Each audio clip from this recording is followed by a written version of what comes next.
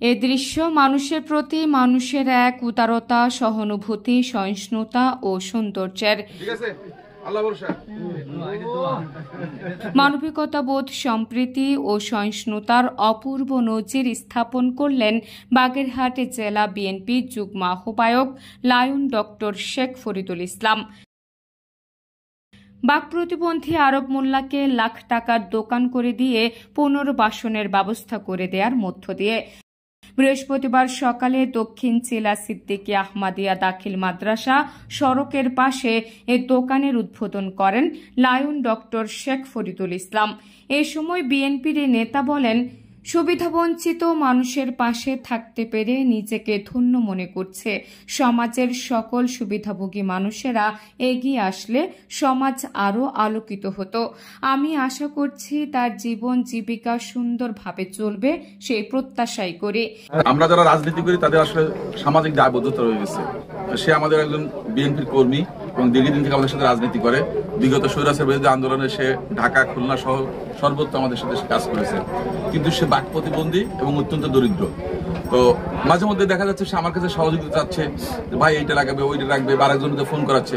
আমি দেখলাম যে তাকে একটা যদি আমি এখানে যদি একটা প্রতিষ্ঠান করে দিই, বিশেষ করে একটা ব্যবসা প্রতিষ্ঠান, যেখানে তার স্ত্রী এবং সে মিলে দুইজন মিলে চালাতে পারবে। সে সকালে চালাবে, বিকেলে তার স্ত্রী চালাবে, এইভাবে কথা হয়েছে।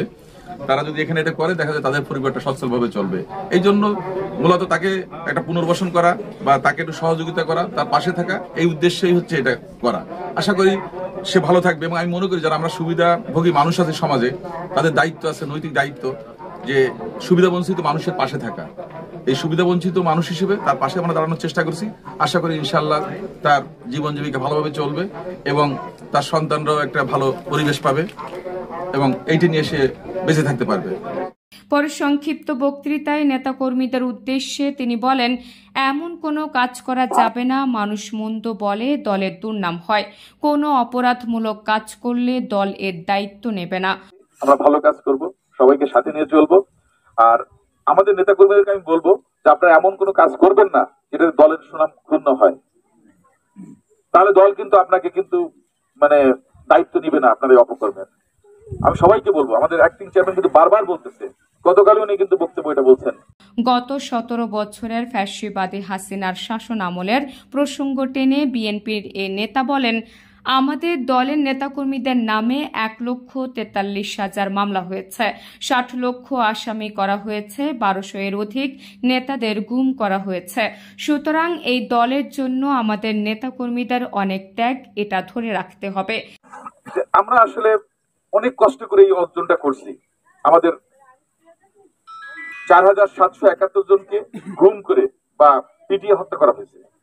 আমাদের নেতাকর্মীদের নামে ১,৪৩,০০০ মামলা হয়েছে, ৬০ লক্ষ আসামি করা হয়েছে, ১২০০ উপরে আমাদের নেতাকর্মীকে গুম করা হয়েছে। তাদের সন্তানরা জানে না তাদের কবর কোথায়, তারা কি আদৌ বাইসে আছে না মারা গেছে। গত বছর দেখছেন আমাদের অ্যাক্টিং চেয়ারম্যানের সাথে একটা মেয়ে তার কান্নাকাটি করছে যে সবাই তো ফিরে আসলো, কিন্তু আমার বাবা তো ফিরে আসলো না।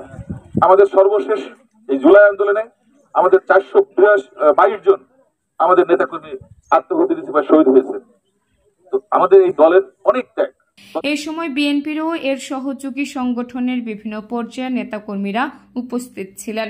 পরে নেতাকর্মীদের সাথে নিয়ে মাদ্রাসা চত্বরে ফলজ ও বনজ গাছের চারা রোপণ করেন বাগেরহাট জেলা বিএনপির যুগ্ম আহ্বায়ক lion doctor Sheikh Faridul Islam. Desk report, Mongla post.